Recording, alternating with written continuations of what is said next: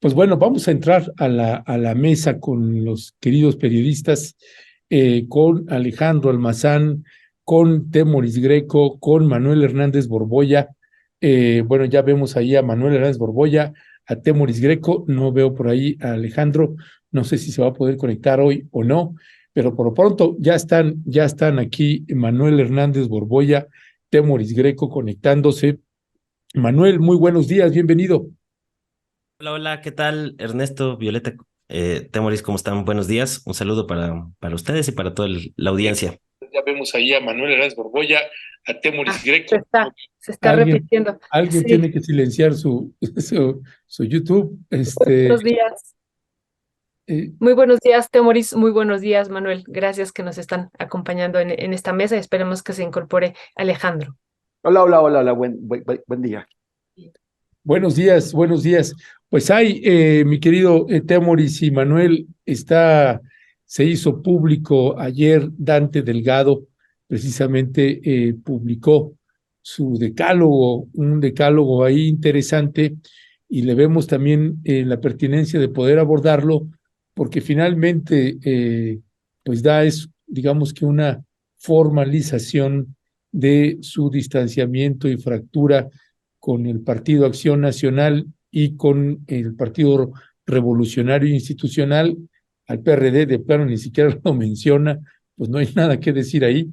Eh, y bueno, pues me parece que este decálogo que publica Dante Delgado, pues también se inserta en este proceso interno que tiene Morena. Deja ahí una puertita abierta Dante Delgado, ya veremos qué es lo que sucede al respecto, y se inserta también en la elección interna que tienen el PRI y el PAN para elegir quién va a ser su candidata para la presidencia de la República, cosa que ya sabemos todas y todos. Pero bueno, ¿cuál es tu valoración de este decálogo, mi querido Manuel Hernández Borboya? Ahí lo vamos a ir poniendo también en pantalla para que la gente pueda ir viendo, pues, qué dice el decálogo de Dante Delgado Ranauro. Adelante, Manuel. Sí, pues para mí es como la justificación o la argumentación de Dante sobre qué es lo por qué no van a ir en esa alianza. Me llama la atención que en el decálogo también incluye pues un apartado diciendo que no van a repetir el error de 2018. Es decir, yo creo que en estas valoraciones que está haciendo Dante, pues está el cálculo político de lo que pasó en 2018, que sí fueron en alianza ahí con Ricardo Anaya, con el PRD, y que les fue pues bastante mal. Movimiento Ciudadano había ido eh, levantando o ha ido ganando espacios precisamente al posicionarse como esta tercera vía, ¿no? Si estás en contra del PRIAN, si no te gusta el proyecto de Morena, pues hay una tercera alternativa que es Movimiento Ciudadano. Y parece que esa es la línea retórica, la línea política que está tratando de mantener Dante Delgado. Yo creo que dentro de este posicionamiento, pues está su cálculo de que perdieron posiciones en el Congreso, sobre todo, en la elección de 2018 precisamente por ir en alianza y que Dante no está dispuesto a repetir este error. Obviamente, pues ya hubo ahí el tema con Alfaro, que se les están pues sublevando los cuadros en Jalisco. Vimos a Enrique Alfaro ahí muy juntito a Xóchitl Gálvez queriendo impulsar una alianza de facto entre Movimiento Ciudadano en Jalisco y Xóchitl Gálvez. Y pues Dante se está deslindando de eso porque no quiere entrarle a ese tema. Y pues está bueno el pleito político en Movimiento Ciudadano. Luego salió López Obrador a decir que Movimiento Ciudadano no se debía de dejar convencer por los conservadores o no se debería dejar presionar por el PRIAN para que vayan en alianza juntos y demás. Y a mí me parece que de alguna manera pues la derecha partidista, es decir, en este caso el PRI y el PAN, pues están tratando de sumar a Dante y a Movimiento Ciudadano, pues hay medio a regañadientes, ¿no? Están tratando de decir, bueno, si vuelve a ganar Morena, estos güeyes son esquiroles, le están haciendo el juego al presidente, etcétera, etcétera. pero yo creo que más bien Movimiento Ciudadano, más que hacerle un juego al presidente, porque yo no he visto una cercanía política entre Dante y López Obrador, pues desde hace mucho tiempo, ¿no? Acuérdense que hay un resentimiento ahí importante de Dante, de que él quería que Morena se mantuviera como movimiento social y no como partido político, y que López Obrador utilizara a Movimiento Ciudadano como partido político. Pues de hecho hasta cuando cambia el nombre de Convergencia a Movimiento Ciudadano, adopta el águila juarista que había venido adoptando López Obrador en los primeros años de Morena, y tienen ahí todo un pleito por ese asunto, ¿no? Que hasta donde yo me he quedado, pues yo no veo signos de reconciliación por ningún lado, ¿no? Entonces, a mí me parece que va por ahí ese tema, y que pues Dante está tratando de pues ejercer su poder que ha tenido siempre en su partido, que es casi un negocio privado, para tratar de evitar una posible alianza con el Titanic del PRIAN, que de hecho pues ahí medio lo menciona en su manifiesto. Pero también me parece que por parte del PRI-PAN-PRD, pues ya están construyendo la narrativa de la derrota, es decir, están ya tratando de echarle a casi un año de la elección presidencial, ya están diciendo que van a perder por culpa de Movimiento Ciudadano, ¿no? Entonces me parece que pues a las dos partes les conviene, o sea, es decir, el PRIAN ya tiene coartada para decir que perdieron la presidencia de la República en 2024 por culpa de Dante, ¿no? Porque pues eso es lo que están haciendo desde ahorita, pero llama la atención pues la premura con la que lo están haciendo, porque digo, todavía falta mucho asunto, pero eso te habla de que no tienen mucha fe en su candidata y en el globo que han estado inflando, ni ellos mismos, ¿no? Porque además cuando tú revisas pues las encuestas en las que prácticamente Xochitl aparece igual de competitiva que Beatriz Paredes en un posible escenario de confrontación con cualquier corcholata morenista,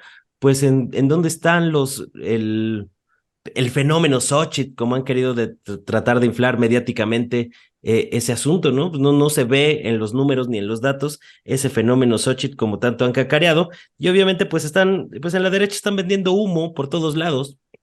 Realmente creo que no tienen mucho fundamento para justificar que unidos PRI, PAN, PRD y Movimiento Ciudadano tienen más posibilidades de competirle al presidente López Obrador. O sea, habría que estudiar ese escenario en las encuestas, pero los datos, hasta lo que hemos podido observar, tampoco te dicen que eso va a cambiar mucho la situación. Sí, a lo mejor lo acercaría. Vi por ahí una encuesta que decía que si iban en alianza PRI, PAN, PRD con Movimiento Ciudadano, a lo mejor en vez de 17 puntos se podrían acercar a un solo dígito, ¿no? A más o menos entre 10 o 7 puntos de diferencia, y eso ya lo ven un poco más remontable en el PRI-PAN-PRD, pero me parece que aún así pues son cálculos un poco someros, ¿no? Falta mucho, y no creo que necesariamente esos cálculos ahorita necesariamente vayan a ser iguales en un escenario ya de efervescencia política, como seguramente lo van a hacer las campañas de 2024. Gracias, Manuel. Temoris, ¿qué decir sobre esto? ¿Cuál sería la diferencia de este decálogo? Digo, estamos a unos días, el domingo ya tendremos aquí, ya conoceremos el nombre de la candidata de la oposición, pero ¿cuál sería la diferencia de este decálogo? Pues con el posicionamiento que ya hemos estado viendo de Movimiento Ciudadano, de que no se va a unir con Morena, sobre todo, bueno, el del líder de ellos. ¿Cuál sería tu valoración? Bueno, por un lado me llama la atención que decálogo no sea firmado por un órgano colegiado de Movimiento Ciudadano. O sea, lo firma Dante. Entonces, ¿qué es lo que quiere decir Dante? O sea, ¿quiere exhibir pues que no está muy acompañado, o quiere mostrarnos que él es el que finalmente es el dueño del cochecito, y que por lo tanto son sus ideas las que tienen que prevalecer? A mí me parece que ahí hay un error que él comete, porque siendo efectivamente el dueño del cochecito, pues no tiene por qué exhibirlo de esta forma. Él hace un resumen en su decálogo, pues hace un resumen de las argumentaciones que ya había presentado. El análisis en lo que tiene que ver con los demás partidos es correcto, en lo que tiene que ver con su propia organización, pues es bastante, como se dice en inglés, de wishful thinking, ¿no? Es lo que quisiera que pasara. ¿Cuál es su objetivo? Por lo pronto, abrirse paso en medio de la polarización, o sea, seguir las rutas que han marcado los terceros partidos en otros países. El ejemplo clásico es el del Partido Liberal Alemán, que durante mucho tiempo era como el que estaba en medio entre los socialdemócratas y los demócratas cristianos, y de acuerdo a los resultados, ese partido se aliaba con uno o con otro, entonces podía darle la mayoría parlamentaria a uno y constituirse en gobierno y tener algún ministerio por ahí. Por lo pronto, eso es a lo que puede aspirar y podría aspirar con cierto éxito. O sea, hay mucha gente, por ejemplo, eso ya lo hemos comentado, en la elección del Estado de México, la votación por el PAN cayó terriblemente en la última elección.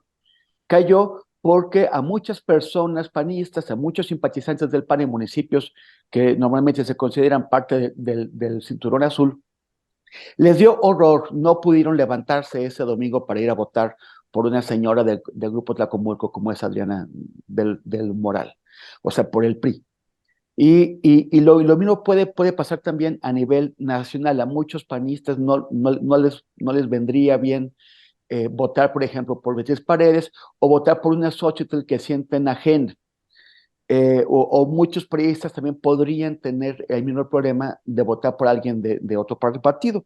El PRD no será significativo ni tampoco hay muchos como principios ahí, pero bueno, por lo menos hay esa animadversión histórica que han tenido esas personas de ambos bloques, o sea, del PRI y del PAN.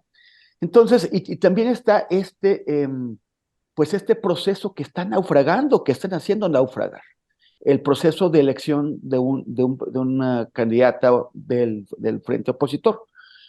Un proceso en donde prácticamente todos los que se han salido o los que han quedado fuera se han quejado de manipulación, de una manipulación que está hecha para poner a Xóchitl como candidata y que por la forma en que además sacaron a Santiago Krill y ahora están presionando, o sea, los panistas presionando para sacar a Santiago Krill, los priistas para sacar a Beatriz Paredes. O sea, no, están ellos mismos haciendo evidente que todo es una simulación, que desde el principio que querían a Xóchitl como candidata, que crearon todo este proceso de selección de candidata como una manera de legitimar y de aparentemente ciudadanizar y democratizar la selección de su candidata, y que como no lo pudieron controlar como ellos quisieron, ahora quieren imponerlo. Habrá muchos descontentos con esto, y esos descontentos dirán, pues no quiero votar por López Obrador, pero tampoco quiero votar por el PRI y por el PAN, que además nos hicieron esta fregadera. Hay que ver también al sector llamado ciudadano de esta alianza del Frente Opositor.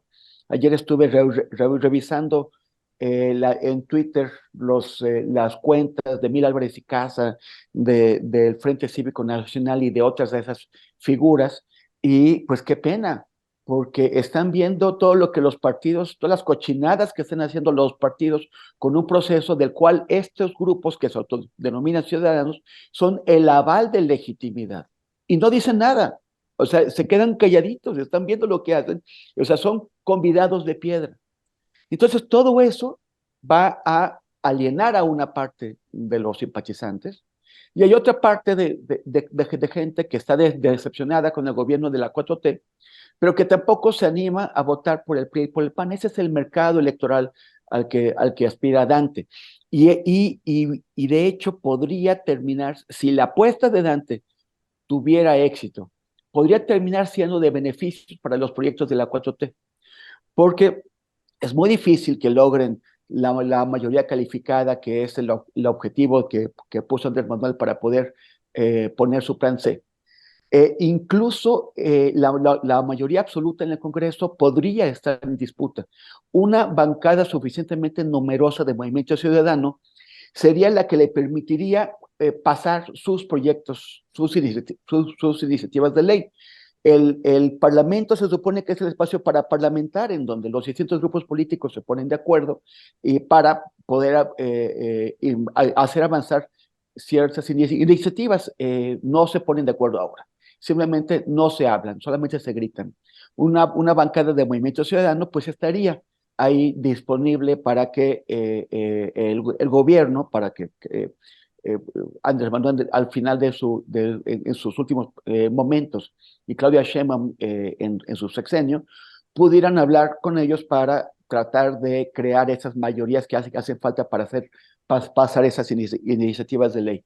¿Cuál es la bronca? O sea, ¿por qué a mí me parece difícil? O sea, no, sí, o sea, Dante que hubiera querido que Andrés Manuel se pasara a su partido para que fuera, pues, para hacerlo crecer. Pero ¿alguna vez realmente albergó esa esperanza? O sea, sí pensó que se podía hacer.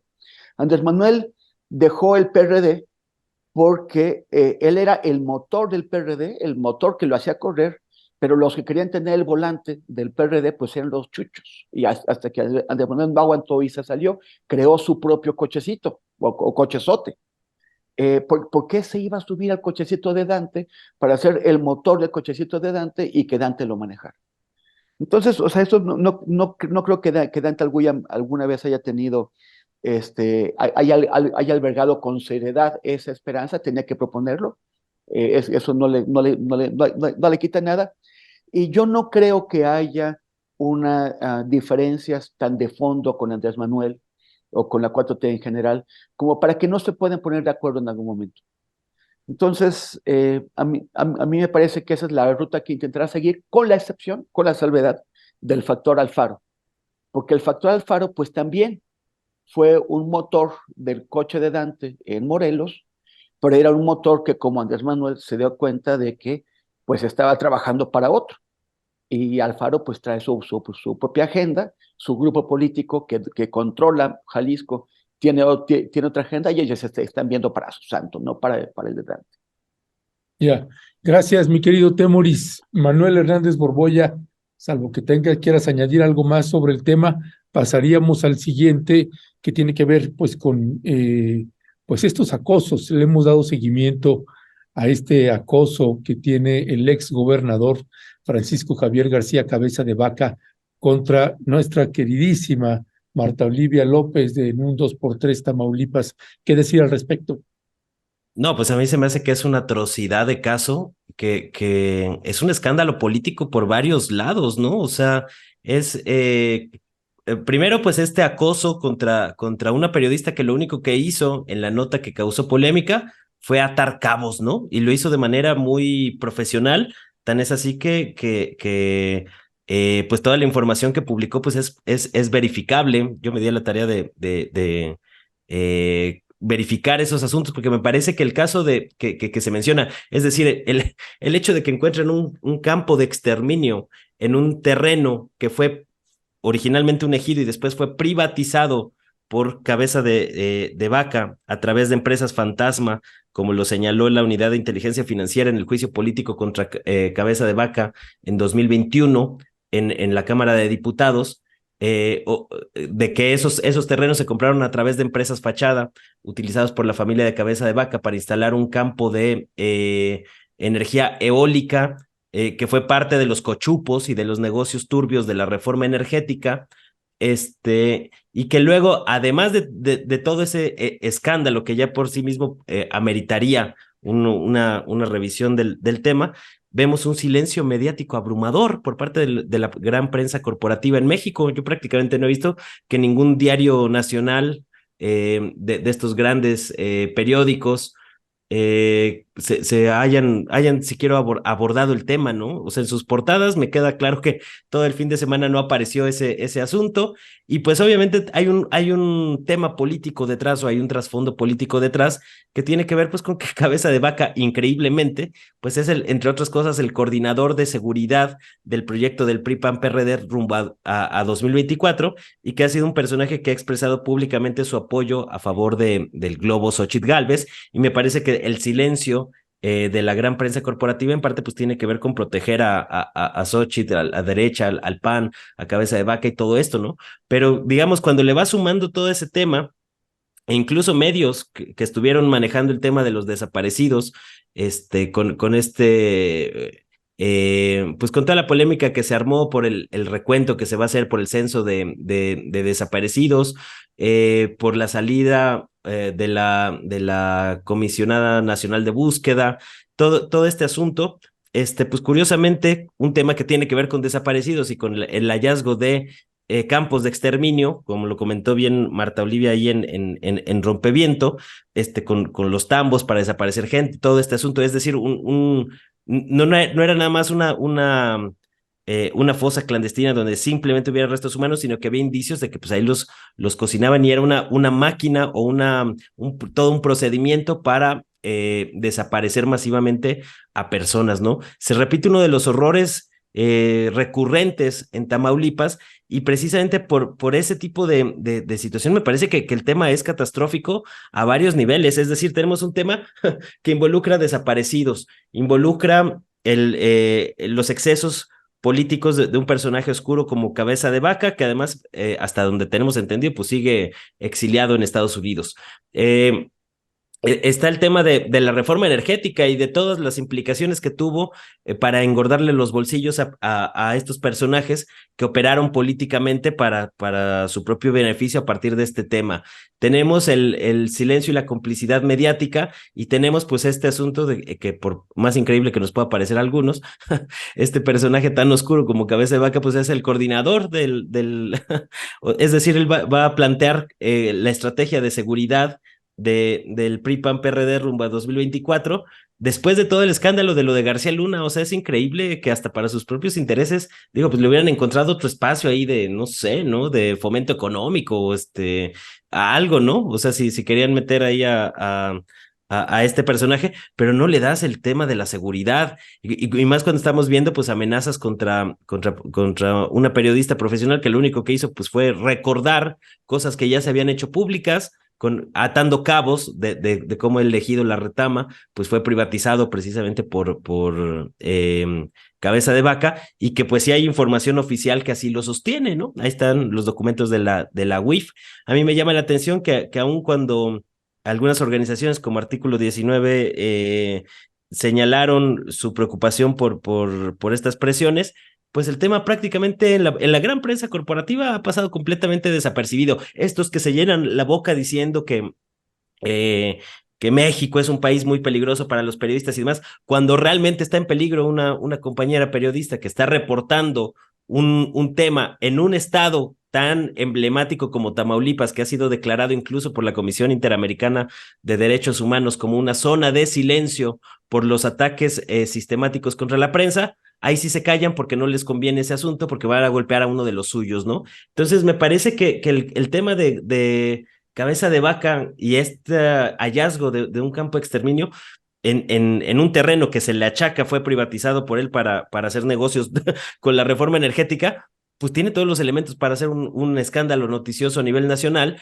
pero ha sido sistemáticamente ocultado y tapado por la gran prensa corporativa, que no le conviene ese asunto, precisamente porque pues, le pega a la derecha y le pega a Xóchitl Gálvez. Entonces me parece que es una atrocidad la manera en que se ha estado procesando este asunto, y que evidencia mucho pues cómo están las correlaciones de poder y la lucha de poder en México, porque es evidente que a estos defensores de los derechos humanos, según ellos, a estos críticos del poder, revisores del poder y todas estas payasadas que han estado esgrimiendo durante unos años, pues solo aplican cuando les conviene políticamente, cuando pueden sacar raja política, porque cuando es en caso contrario, se quedan completamente calladitos, sin hacer ningún tipo de alusiones, y me parece muy burdo la manera en que un tema que debería ser pues tratado con la debida profundidad, prácticamente haya desaparecido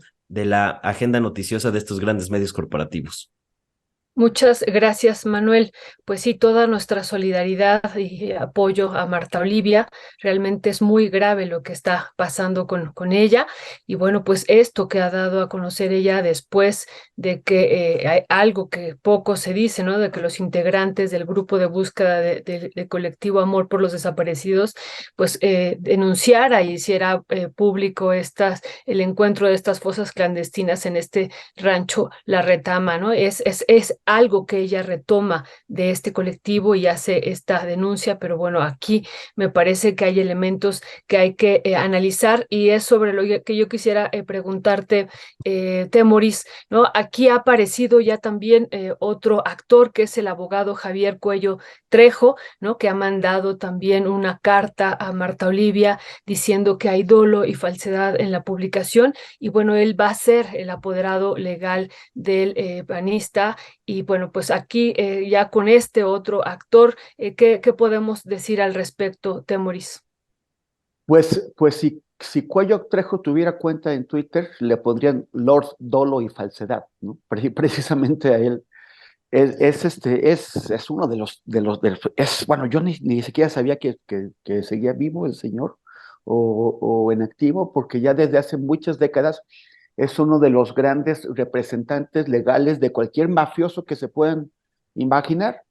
Ya cuando acudes tú a Cuello Trejo, a Javier Cuello Trejo, para que te defienda, ya te estás colocando automáticamente en la banda de los mafiosos, de los corruptos, de los criminales. Él es un mafioso, es un mafioso espantoso, pues bueno, pues ahí está. Pero también ya lo señalaba nuestro querido Max abogado David Peña, ¿no? Cuello Trejo, independientemente del peso de su nombre y de todo lo que representa, no sabe de las leyes de libertad de expresión, de la normativa, no entiende unos conceptos y otros conceptos, por ejemplo, lo de la exhaustividad de una información por oposición a su veracidad. Eso lo explicó muy bien David Peña, y a mí me parece que lo que está haciendo pues es, como buen mafioso, un intento de intimidar a Marta Olivia para tratar de asustarla y que se calle. Y también, pues con ella, intentar callar en general a la prensa, ahora que Cabeza de Vaca está intentando hacer pues un retorno a la política. Ya Manuel le describió con bastante claridad pues el absurdo de que le hayan encargado la política o el proyecto de seguridad del frente opositor. Entonces, bueno, pues ahí, el tema es que esto se está haciendo en todo el mundo. Este tema de presentar querellas legales sin fundamento, o sea, sin esperanza de que las ganes, pero las presentas porque tú tienes el dinero para pagar a los abogados, que son los que van a perder el tiempo ante la corte metiendo los documentos de tu demanda. O sea, a ti no te importa. En cambio, los periodistas o los medios de comunicación que no tienen tanto dinero y sobre todo tratándose de periodistas en lo individual como Marta Olivia, pues tienen que ir personalmente, presentarse, responder las demandas, estar con la angustia de qué es lo que te va a pasar, sobre todo porque pues no somos periodistas que ganemos millones como los de los medios industriales, sino que somos periodistas que vivimos de nuestro trabajo diario. Y por lo tanto, eso de estar enfrentando los costos de esos procesos legales, pues son muy grandes. En Estados Unidos, en Europa, en Gran Bretaña, ya hay movimientos muy fuertes contra esto que en inglés se llama SLAPP, que se llama, que son las siglas de algo así como litigación estratégica contra la participación pública. O sea, sobre todo lo han hecho mucho los grandes empresarios rusos que en los últimos 20 años se fueron a vivir a Londres, y que cuando los medios ingleses empezaron a meterse en sus manejos sucios, pues lo que hicieron fue lanzarles enormes demandas que no ganan, pero que destrozan económicamente a un medio y además destrozan emocionalmente a un periodista. Por eso hay esos esfuerzos, y ya se discute en el Parlamento Europeo, el Estado de California ha pasado algunas leyes para evitar esto, para evitar este uso abusivo, este lawfare. Hemos estado hablando del lawfare que se hace contra el gobierno, pero también hay lawfare que se hace contra periodistas y contra activistas. Entonces, la idea de introducir medidas de protección legal es para que no se haga un uso abusivo de esto. Por ejemplo, lo hizo Humberto Moreira contra Sergio Aguayo. Humberto Moreira molesto porque Sergio Aguayo hizo una investigación sobre la masacre de Allende, esa terrible masacre que se hizo aparentemente con el conocimiento del entonces gobernador de Coahuila. Entonces él decidió atacar a Sergio Aguayo por un comentario que hizo Aguayo, no por esta investigación de Allende, sino por un comentario que hizo Aguayo en una columna llamándolo corrupto, y Moreira dijo que no. Moreira sabe que va a perder ese, pero no le importa perderlo, lo que le importa es hacerle la vida imposible a Aguayo. Entonces, una de las cosas que se busca con estos procesos o esas iniciativas para tratar de bloquear este lawfare abusivo contra los periodistas es que haya también una especie de perspectiva de libertad de expresión entre los jueces para que antes de que acepten el ingreso de una medida legal, de una demanda contra un periodista, evalúen los méritos y vean si se trata de una medida abusiva o de si efectivamente tiene bases para esto. Y la otra es que se compartan o sea, bueno, que quien pierda, o sea, que si la empresa, que si Humberto Moreira está demandando a Aguayo, o en este caso Cabeza de Vaca, finalmente procede contra Marta Olivia, que si pierde, que sea Cabeza de Vaca quien se haga cargo de los costos legales, incluso posiblemente de una indemnización por haber lanzado un procedimiento judicial frívolo, banal, contra una periodista con el objeto de callarla. Ojalá que eventualmente se avance esto y que por lo pronto que se den cuenta de que, bueno, de que no tiene caso estar hostigando a Marta Olivia, porque lo que están provocando es que nos unamos, como debe ser, alrededor de Marta Olivia para denunciar a ese tipo que dice que va a desarrollar el programa de seguridad del frente opositor. Gracias, Temoris. Pues sí, un fuerte abrazo a nuestra querida Marta Olivia López y le vamos a seguir dando seguimiento a este caso de acoso usando uno de estos personajes como Javier Coello Trejo. Pero bueno, vamos a pasar, si te parece, Manuel, al siguiente tema, y tiene que ver precisamente con estos embates que siguen de la Suprema Corte de Justicia de la Nación, este debate también que hay sobre el presupuesto. Hoy el presidente abordó el tema, la ministra, pues allí en los Estados Unidos diciendo, no, lo vamos a permitir. Y bueno, estos amagos también de, pues todo esto que ha ido revelando el presidente Andrés Manuel López Obrador de uno de los ministros, Luis María Aguilar. ¿Cuál es tu valoración, Manuel? Sí, a mí me parece que está fuertísima la guerra política desde la Suprema Corte, pues como un bastión del régimen neoliberal y del bloque opositor, ¿no? O sea, sí, vi ya por fin la charla de los maxi abogados sobre el tema del caso que estaba planteando Luis María Aguilar, donde se planteaba incluso la destitución del presidente por este caso de la magistrada que tenía que renovar y todo este asunto. Y bueno, yo estoy de acuerdo en que legalmente no va a proceder legalmente una cosa como esas, ¿no?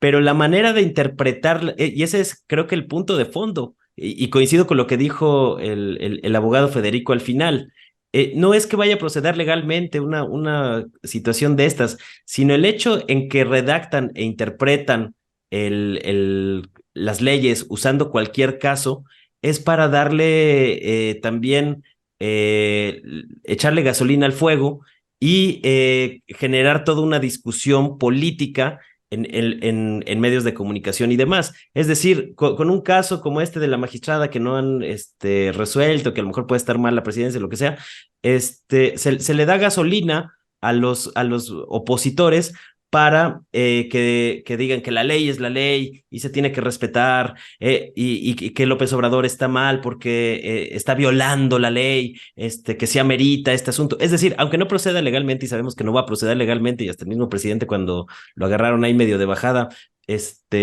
fue cauto, pero pues, se rió un poco, o lo dijo en tono sarcástico. Me van a destituir, jajaja.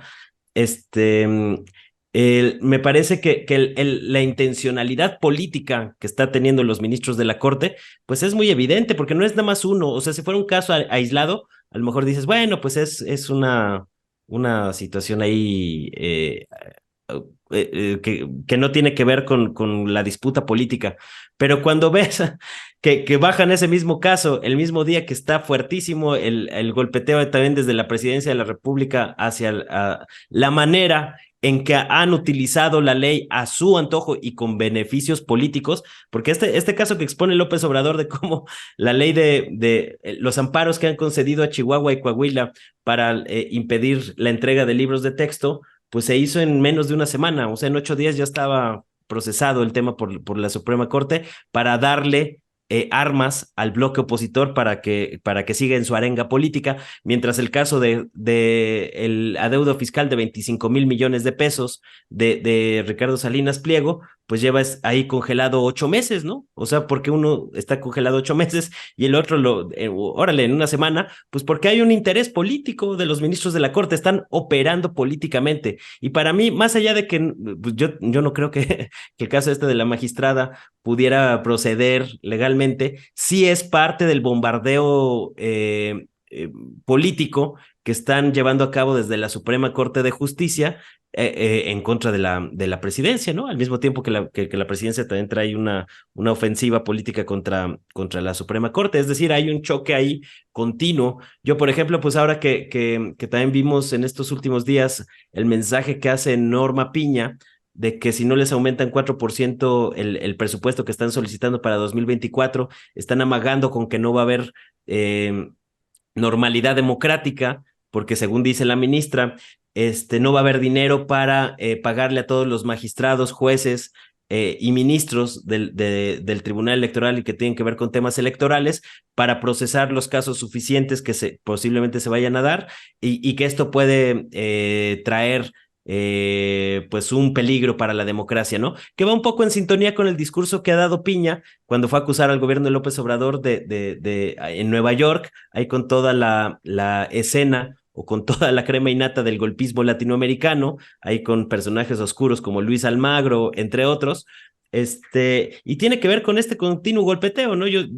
Hoy les respondió el presidente, pues justo de cómo están utilizando su cargo con fines abiertamente políticos. Y digo, también está el otro caso que tampoco se ha hablado mucho, ¿no? Pero de que los ministros Aguilar y Pérez Dayán, pues son parte de una organización civil, una AC, que es el Instituto Mexicano del Amparo, que está litigando en contra de algunas medidas del presidente López Obrador. Es decir, los ministros de la Corte también son miembros de una ONG que está llevando casos jurídicos o de acompañamiento a la Corte en contra con una posición política en contra del Ejecutivo. Es decir, los jueces también los ministros son juez y parte en algunos de estos casos, ¿no? Porque esta organización ha también redactado algunos amparos en contra de algunas medidas del presidente López Obrador. Entonces, para mí, digo, es que no nada más es un caso. Si nada más fuera un caso, pues dirías, bueno, a lo mejor es una sobreinterpretación, ¿no? No, hay una lucha política bastante clara y notoria por varios frentes, y los ministros de la Corte lo que nos están dejando ver es que van a utilizar cualquier caso que llegue a sus escritorios para continuar con su ofensiva política en contra del Ejecutivo, porque es muy evidente que los ministros de la Corte pues son un remanente del régimen neoliberal.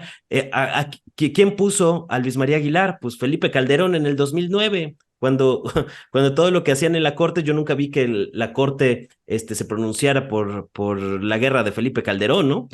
Es decir, en estos grandes temas de coyuntura, pues la Suprema Corte ha estado muy lejos de impartir justicia cuando realmente pues están cubriendo las espaldas. Este amago que acaba de hacer piña de que si no le suben el presupuesto no va a haber paz y tranquilidad democrática el próximo año, pues es un amago, es un chantaje, es una extorsión que hasta nada más le faltó decir como en las combis, ¿no? Ya se la saben, saquen las carteras y demás, como Bill, ratera de combi, ¿no? Me parece que estos amagos que están haciendo continuamente, pues es hacer política. Yo escuchaba todo el fundamento de la mesa de los maxi abogados y bueno, estoy de acuerdo con los temas legales, pero yo siempre recuerdo que, o sea, la ley como tal, pues es un discurso sobre la justicia. Ese discurso sobre la justicia, pues es la consecuencia y el producto de una lucha política. Por eso la política suele matar derecho, porque a final de cuentas son los políticos los que hacen, los que interpretan y los que aplican las leyes. Entonces, no podemos obviar que en toda esta casos que le están llegando a la Suprema Corte, pues claro que hay una intención política y cada vez es más burda y más evidente. ¿Por qué? Porque la oposición partidista pues está completamente desarticulada y aun cuando tienen su brazo mediático, sí están viendo o se están rearticulando, se están atrincherando a partir de lo que dice la Suprema Corte. Con el caso de los libros de texto es muy claro, pues cómo hay un tema político detrás, con la manera tan fácil en que los ministros de la Corte aceleran y le dan celeridad a los casos que les interesan políticamente a este grupo de la derrotada oligarquía neoliberal, al mismo tiempo que congelan los otros. Eso es operar políticamente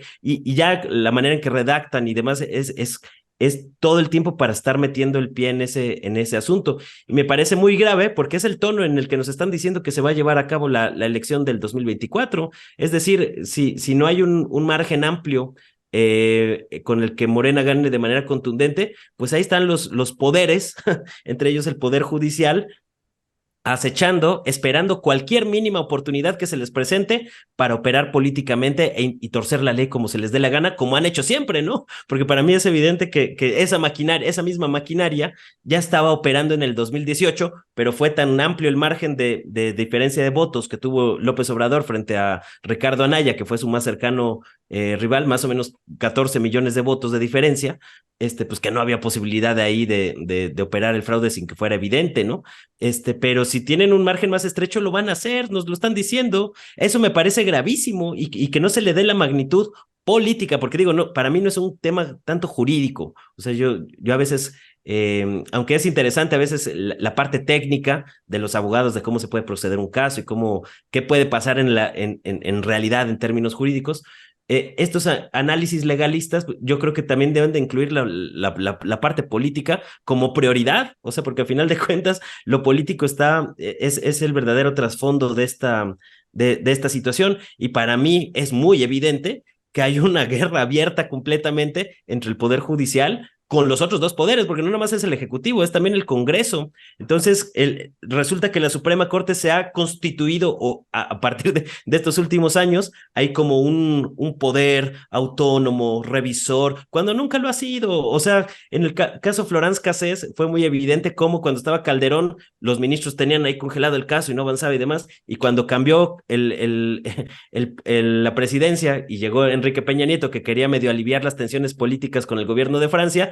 ahí sí los ministros acabaron procesando el caso, acomodándose un poco, salvo algunas excepciones, a los intereses del poder político en turno. Entonces, que no vengan ahora a decir en la corte que han sido contrapesos cuando realmente han sido paleros y protectores de la mafia que saqueó al país durante años y que tiene a México en las circunstancias que lo tienen, igual que los medios de comunicación corporativos, porque recordemos que las estrategias del Lofer, pues es una mezcla entre el brazo judicial y el brazo mediático, o sea, van de la mano para estar en esta intentona golpista que para mí es muy evidente que existe y que se está implementando y que van a tratar de aprovechar cualquier resquicio legal, jurídico o lo que sea para tratar de implementar esta agenda golpista. Entonces me parece que eso no lo podemos perder de vista. Muchas gracias, Manuel. Temoris, pues, ¿qué decir sobre esto? Ya hemos comentado a propósito de las elecciones de Guatemala que se vislumbra también Un aquí caso. la judicialización del proceso preelectoral. Digo, allá ya lo estamos viendo en el proceso postelectoral, pero bueno, ¿qué decir sobre esto que dice la ministra, que ya lo relataba muy bien, Manuel?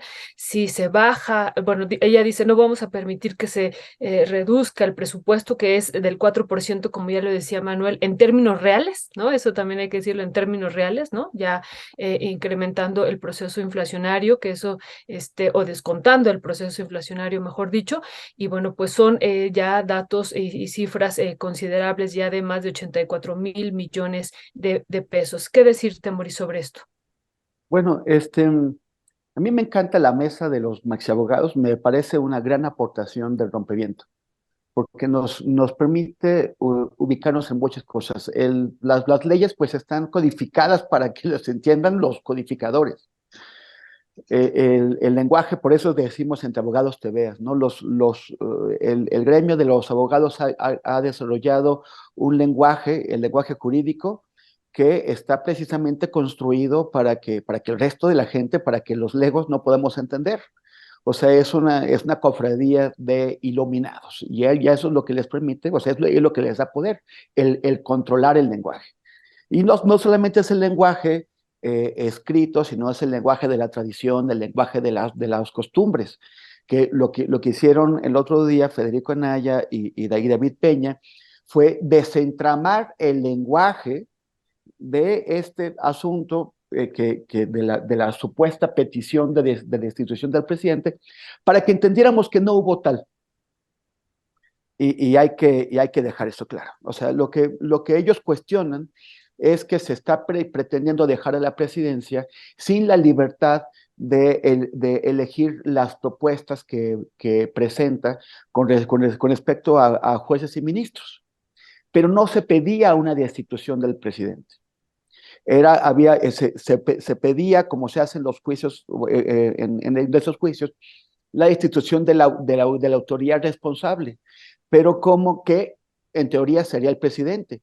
Para el mismo tiempo, y eso nos lo explicaron ellos, el presidente no puede ser destituido, o sea, no puede ser considerado autoridad responsable en este tipo de procedimientos legales. Entonces, solamente se pone ahí como parte de esas costumbres, de esas tradiciones, sin que se aspire a que tenga un efecto legal. O sea, no querían destituir al presidente. Punto. Eso nos lo explicaron David y Federico. No sé, tampoco veo el objetivo político de introducirlo. Hay muchas cosas que se están haciendo. O sea, yo creo que hay que sentarnos a hacer el análisis con calma para interpretar golpes como cuando son golpes y no golpes que no lo son. ¿A quién le sirvió esta interpretación de que se pedía la destitución del presidente por un asunto secundario? ¿Le sirvió a la oposición? ¿Sirvió para golpear al presidente?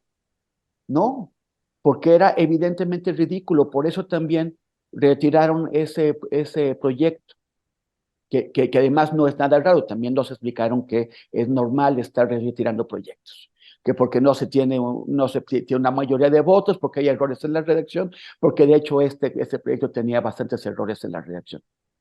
No, ¿a quién le benefició? A los partidarios del presidente, que lo exageraron, diciendo que lo querían destituir por un asunto secundario. O sea, efectivamente fue empleado políticamente, pero no por aquellos que introdujeron ese elemento en este proyecto de resolución, sino por aquellos que lo vieron y lo utilizaron políticamente, lo cual se está haciendo ahora por todos los lados, todas las partes lo están haciendo, entonces no interpretemos que hay un golpe de un lado cuando en realidad sirvió para los intereses del otro, o para la narrativa del otro. Ahora, sí existe, o sea, sí está clarísimo ya, y me parece que el presidente de la República tiene toda la razón al exhibir al ministro Luis María Aguilar como una persona que está haciendo todo lo posible, por un lado, por sabotear a los proyectos del gobierno, como se mostró en el caso de los libros de texto, y por el lado contrario, pues por servir a los intereses que le pagan. Hoy se publica en el diario Reforma que hay un pleito que trae Salinas Pliego en Estados Unidos porque tiene 2 fondos de inversión a los que les debe 8,000 millones de pesos, no les quiere pagar. Esos fondos de inversión reclamaron en Estados Unidos el pago y aquí Salinas Pliego obtuvo de un juez de la Ciudad de México una protección para que no tenga que pagar el dinero que le están cobrando en Estados Unidos. Entonces, como eso lo hace el juez y el juez representa al Estado mexicano, los fondos de inversiones gringos ya están demandando al Estado mexicano. O sea, nos están demandando a nosotros, contribuyentes, que paguemos el dinero que Salinas Pliego no quiere pagar. Y esos son jueces que Salinas Pliego adquiere. Lo ha hecho siempre. También tiene un juicio contra la revista Proceso y varios colegas nuestros periodistas de la revista Proceso, a quienes también les está haciendo este lawfare porque ellos revelaron sus malos manejos en la compra de agronitrogenados y eso. Y lo que hace es Salinas Pliego comprar jueces para ponerlos a su servicio y hacerlos caer en prevaricación y obtener resoluciones a su favor. Aquí tenemos 2 cosas. Uno, una guerra política que una buena parte del Poder Judicial está haciendo contra el gobierno, eso sí existe, y lo otro es la corrupción de buena parte del Poder Judicial que está a la venta y que es adquirido regularmente por grandes empresarios y por eso como Salinas Pliego. Ahí sí está la bronca. Y es grave, y a mí me parece que el presidente tiene todo el derecho de denunciarlos en público, porque ¿de qué forma tenemos la ciudadanía de lograr que aquellos jueces y ministros prevaricadores paguen o reciban algún tipo de sanción cuando los encargados de sancionarlos son parte del propio Poder Judicial?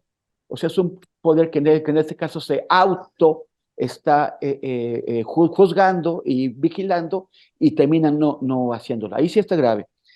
Ahora, la ministra Norma Piña entró a la contraofensiva. A mí es una contraofensiva lo que está haciendo. Eso de exigir 4% más, o sea, todos sabemos, o sea, han sido exhibidos los enormes privilegios que tienen los ministros y otros funcionarios del Poder Judicial. Y ella, en lugar de limpiar eso o de al menos decirlo, se está proponiendo exigir un 4% más en términos reales. O sea, lo que está haciendo es buscarle bronca al presidente. Y obviamente si le estamos buscando bronca, pues es con miras al proceso electoral. Entonces habría o sea, a mí no me parece que tenga las de ganar la ministra, pero también vamos a ver qué clase de armamento están dispuestos a usar. O sea, sí es una cuestión a la que le vamos a tener que mantener el ojo puesto. Ya, pues muchas gracias, mi querido Temoris, muchas gracias. Pues sí, hay mucho seguimiento que darle a esto del Poder Judicial de la Federación, a la Suprema Corte de Justicia. Creo que es finalmente un acierto de muchos medios y periodistas empezar a darle y a colocar el reflector de manera mucho más importante en la Suprema Corte de Justicia, que vemos que empiezan estos poderes judiciales a tener una actividad muy importante a lo largo y ancho de este continente americano. Ya lo estaremos hablando con más detalle. Por lo pronto, mi querido Temoris Greco, Manuel Hernández Borboya, les mandamos un fuerte abrazo. Como siempre, muchas gracias. Gracias, nos vemos el miércoles. Bye bye, gracias. Gracias.